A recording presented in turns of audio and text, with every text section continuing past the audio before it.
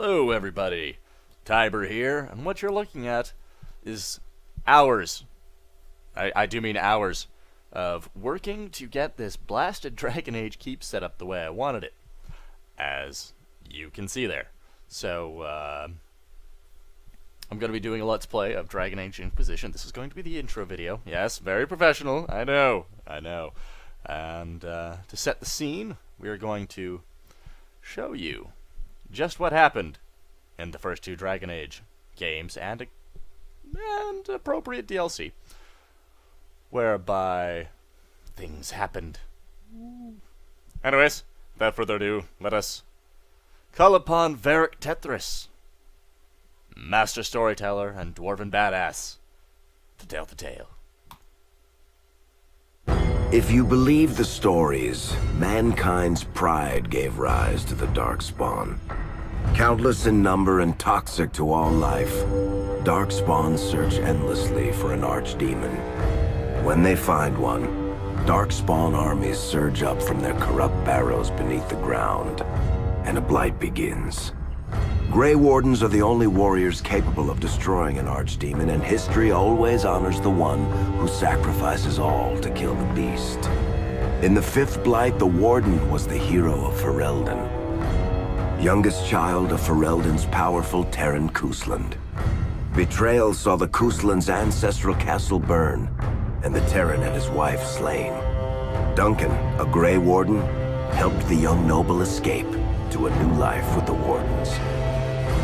The allied Ferelden and Grey Warden forces met in Ostagar, where King Kaelin's armies and a host of Wardens gathered, ready to destroy the Darkspawn. But valor turned to despair as Loghain betrayed his king. Kaelin's forces were slaughtered, and the south was lost. The hero, now a full-fledged Grey Warden, survived with the aid of Flemeth, the mysterious witch of the wilds. Joined by Flemeth's daughter, Morrigan, and a Grey Warden named Alistair, the hero set out to build an army strong enough to abolish the Blight. With the traitorous Loghain now seated on Ferelden's throne, the Warden sought help from the influential Arl Eamon of Redcliffe. However, they arrived in Redcliffe to find the town under siege. As each night, undead rose in waves and assailed the battered village. With the hero's help, the people of Redcliffe stood fast against the undead horde. The Wardens reached Arl Eamon's castle only to find the Arl lying at the edge of death, and his court fallen into madness.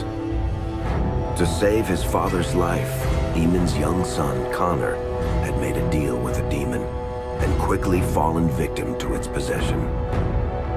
The hero intervened, freeing Connor from possession, and breaking the demon's hold over Redcliffe.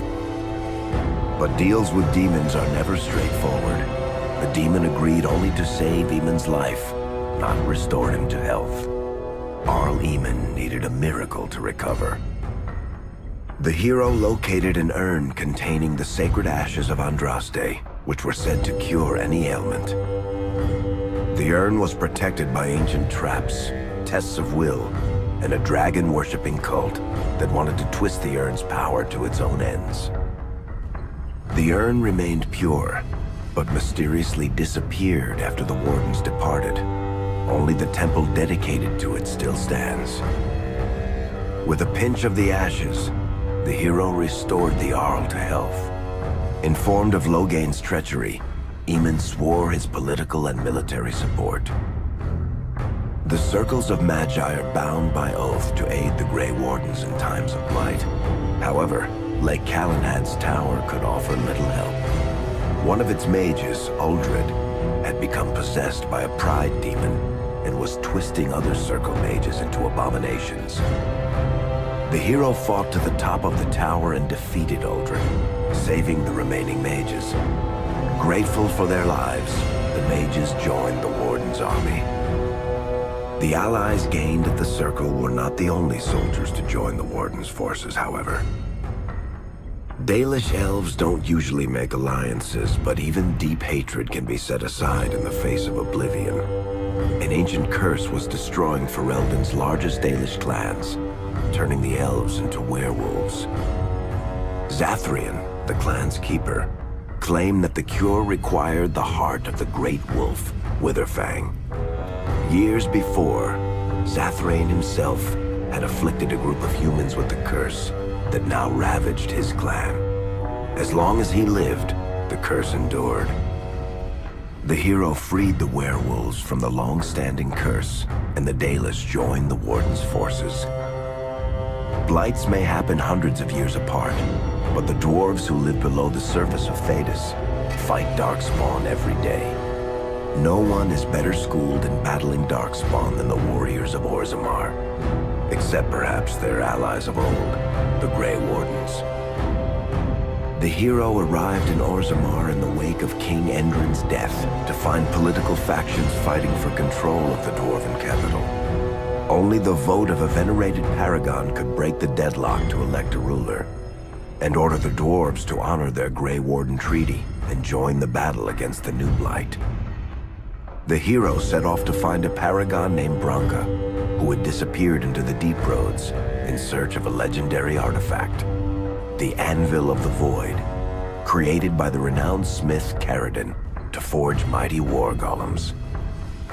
The hero helped Caridin destroy the Anvil of the Void, along with the dark secrets that could trap a living soul inside a mechanical construct. The hero emerged from the Deep Roads with a master-forged crown to bestow the Paragon's favor upon whichever rival candidate would be crowned king. Balin, the youngest son of King Endrin who was suspected of foul play, or Haramont, the aging traditionalist backed by the Dwarven Assembly. Balin followed his father to the throne. He leads with a ruthless but progressive hand, seeking to re-establish ties to the surface kingdoms. With Jordan's strength now bolstering the Warden's army, the hero had to deal with Loghain, so Ferelden could stand unified against the Darkspawn before the Blight swallowed the world. The kingdom of Ferelden stood divided. While some nobles supported Loghain's regency, others condemned his inaction against the Darkspawn. Civil war brewed, and Arl Eamon called a landsmeet in hopes of curtailing the conflict and removing Loghain from the throne. Loghain was found guilty of treason, and the hero carried out his execution in Denerim's palace. As the Warden's united army massed in Redcliffe, the Darkspawn overran Denerim, laying siege to Ferelden's capital city. The hero's army fought valiantly through Denerim and broke the Darkspawn siege. On Fort Dracon's highest tower, the hero's strongest allies fought alongside the Warden in a final heroic battle against the massive Archdemon. The Archdemon was killed without the sacrifice of a Grey Warden's life. With no Archdemon to lead them, the Darkspawn scattered.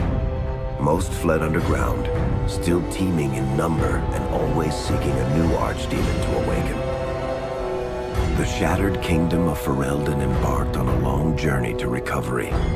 In the Blight's aftermath, strong leadership was crucial. Alistair, King Kaelin's half-brother, became Ferelden's new king, joined in rule by the hero, daughter of one of the nation's most powerful leaders. Ferelden still stands, as obstinate and resolute as the Dog Lords ever are, but the events of the Fifth Blight loom over it as the nation rebuilds. For people across Thedas, legends of the hero of Ferelden remain the nation's brightest beacons of hope during its darkest times. It all began in Kirkwall, the fall of Knight Commander Meredith, the Kunari Uprising, and of course, the Chantry's destruction and the onset of Mage Rebellion. One person always stood amidst the swirling chaos: Hawk, the champion of Kirkwall. The Hawk family fled Lothering, refugees from the Blight. Leandra, mother of the champion, and siblings Bethany and Carver, hoped to find refuge at her family's estate in Kirkwall, far to the north. As a mage with a family legacy of magic on both sides, Hawk naturally became involved in the events that ultimately led to the Mage Rebellion. The Hawks escaped the Blight with the help of Aveline Valen, a warrior and family friend. It's said that the family was also aided by Flemeth, the notorious witch of the wilds. Hawke's sister Bethany never reached the free marches. She was killed by Darkspawn while defending her family. The family's first years in Kirkwall were difficult. Leandra's brother Gamlin had lost the family fortune. The Hawks lived in poverty, forced to indenture themselves in return for entrance to the city. To pay off the debt, Hawke was forced to work for a gang of smugglers. All the while, Hawke and Carver did their best to hide Hawke's magic from the Templars. Opportunity eventually struck in the form of a dwarf named Bartran Tethras, who was planning an expedition to the Deep Roads. It was a long shot, but with gold gained from the expedition, Hawke could free the family from its criminal creditors and further Templar scrutiny. Hawke met a rogue Grey Warden named Anders, who possessed detailed maps of the Deep Roads. These maps were crucial to the expedition's success. Once Hawke obtained them, everything else fell quickly into place. Carver joined Hawke on the expedition. The siblings found ancient dwarven treasure and a statuette formed from a strange red lyrium. Carver fell victim to the blight that suffuses the Deep Roads, but Anders led him to a group of Grey Wardens who were able to save his life. The gold Hawke recovered from the Deep Roads brought back Leandra's stately childhood home in Hightown. The Hawks had barely settled into their new home when Leandra was murdered. A deeply sinister and twisted killing. Hawke hunted down Quentin, the blood mage responsible, but could not prevent Leandra's death. Leandra's tragic death was part of a critical problem facing Kirkwall. Rising tension between the city's mages, who felt increasingly oppressed, and Templars, who grew increasingly suspicious of their activities. Adding to the strain, a large contingent of Qunari had also established themselves in Kirkwall, much to the growing discomfort of the city's rulers. After their dreadnought was shipwrecked many years before, a group of stranded Qunari were allowed to remain in a cordoned-off area in Lowtown. As time passed, the Qunari made no effort to return home, and offered no explanation about why they remained. Tensions rose to a breaking point. Revered Mother Patrice, convinced the Qunari were a threat to the Chantry's faith, incited violence between the Qunari and the Kirkwall populace. Hawke knew that Patrice would bring about unnecessary conflict. Though the champion tried to stop her, Patrice orchestrated the murder of Seamus Dumar, a Viscount's son and a recent convert to the Qun. When her crime was discovered, a Qunari assassin killed her. After Seamus was murdered, the Arishok of the Qunari group lost patience with the humans of Kirkwall. They would now submit to the Qun or die. The Qunari struck hard and fast. They took the palace in Hightown and beheaded the Viscount to immediately quash any resistance. Aided by Knight Commander Meredith and First Enchanter Orsino, Hawke reached the palace and stood toe-to-toe with the fearsome Qunari leader. Hawke fought the Qunari leader. The fierce battle resulted in the Arishok's death and the liberation of Kirkwall from its brief occupation. The Qunari quickly withdrew from the city entirely. Hawke saved Kirkwall and earned the grudging respect of the city's Templars, mages, and nobility, along with the title that history remembers, the Champion of Kirkwall. Kirkwall's problems were still not over, however. After Viscount Dumar's death, Knight Commander Meredith took power and blocked all attempts to appoint a new Viscount. Under Meredith's command, the Templars tightened their grip on the mages, planning to suppress what Meredith saw as a growing rebellion. Anders, who spent years fighting for justice and freedom for his fellow mages, saw that the time for negotiation was past. He destroyed Kirkwall's chantry, killing hundreds, including Grand Cleric Elthina. This single act began a rebellion that spread from circle to circle, until all circles of Magi had risen up in defiance against chantry rule. Though Anders had done the unforgivable, something stayed the champion's hand.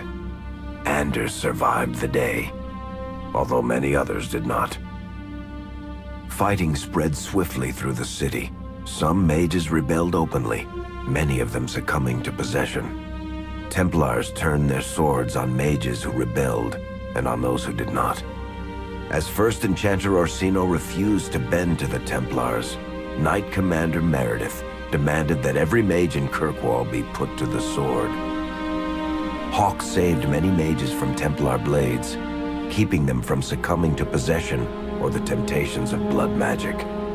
In the end, however, Hawk was forced to strike down Orsino, who had betrayed his own values by resorting to blood magic himself. The battle proved one thing. Knight Commander Meredith had gone mad. Hawk saw the truth of it when Meredith unsheathed her sword, and the red lyrium idol from the deep roads was embedded within it. The blade fueled her hatred and paranoia, as it had for months. After a horrific battle, the red lyrium of the Knight Commander's sword consumed her as she died. Meredith became a statue, her face a frozen mask of horror. Little is known of the champion since that final battle.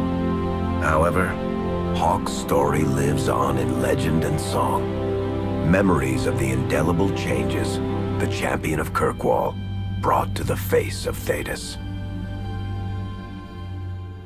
The Mage Rebellion in Kirkwall was felt throughout Thedas, the news spreading like wildfire. The Templars clamped down in response, but each new restriction only made things worse. Led by Grand Enchanter Fiona, the mages voted for independence. The Circle of Magi would govern itself, without the Chantry and especially without the Templars. The result was cataclysmic. 2 circles were destroyed. Those within killed to the last mage, before the rest fled into the wilderness. Perhaps the mighty Empire of Orlais could have intervened in the war before it began, but that was not to be. Grand Duke Espard began a deadly civil war against Empress Celine, vying for the Orlesian throne. The mages were offered safe haven in neighboring Ferelden, but the Templars followed, and so their battles spread across all of Thedas. As head of the Chantry, Divine Justinia ordered the Templars to stand down. They refused, declaring their own independence. Thus, the war began in earnest. Templars hunting mages, mages fighting Templars. Their clashes wreaked untold destruction. All sense of order was falling to pieces. Divine Justinia made one final desperate bid to end the war. She approached the leaders of both sides and convinced them to come to a conclave held on neutral ground. With the Chantry to mediate, mages and Templars will talk for the first time since this all began. It is our last, and perhaps our only, chance for peace. So there you have it, folks. I do apologize for the loud music. I don't know what they were thinking. Anyways, I hope you enjoyed the series. Meanwhile, my mouse has died. There we go. Okay. Have fun, everybody.